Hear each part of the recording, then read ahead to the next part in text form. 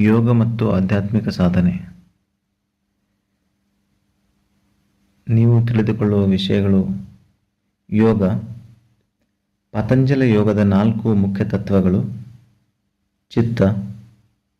ಆತ್ಮಪ್ರಜ್ಞೆ, ಪ್ರಜ್ಞಾ ವಿಕಾಸದ 4 ಹಂತಗಳು, ಚಿತ್ತವೃತ್ತಿ ಮತ್ತು ಸಂಸ್ಕಾರಗಳು, ಕರ್ಮಾಶಯ ಮತ್ತು ಮಾನವಗತಿ, ಪತಂಜಲಿಯ ಒಟ್ಟು ಸಿದ್ಧಾಂತ, ಕ್ಲೇಶಗಳು, ಕ್ರಿಯಾಯೋಗ, ಕ್ಲೇಶ ನಿವಾರಣೆ, ಯೋಗಿಗಳಿಗೆ ಎಲ್ಲವೂ ದುಃಖವೇ, ದ್ರಷ್ಟುವಿನ ಸ್ವರೂಪ, ದೃಶ್ಯದ ಲಕ್ಷಣ, ಅವಿದ್ಯೆಯ ನಾಶ, ಅಷ್ಟಾಂಗ ಯೋಗ, ಧ್ಯಾನ,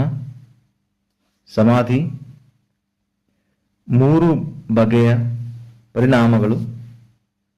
ಅನುಭವ ಮತ್ತು ಪ್ರತಿಕ್ರಿಯೆ, ವಿವಿಧ ಮಾನಸಿಕ ಸ್ಥಿತಿಗಳು, ಚಿತ್ತವೃತ್ತಿ ನಿರೋಧ, ಅಭ್ಯಾಸ ಮತ್ತು ವೈರಾಗ್ಯ, ಅಭ್ಯಾಸ ಮತ್ತು ವೈರಾಗ್ಯದಲ್ಲಿ ಇರುವಂತಹ ಅಡಚಣೆಗಳು,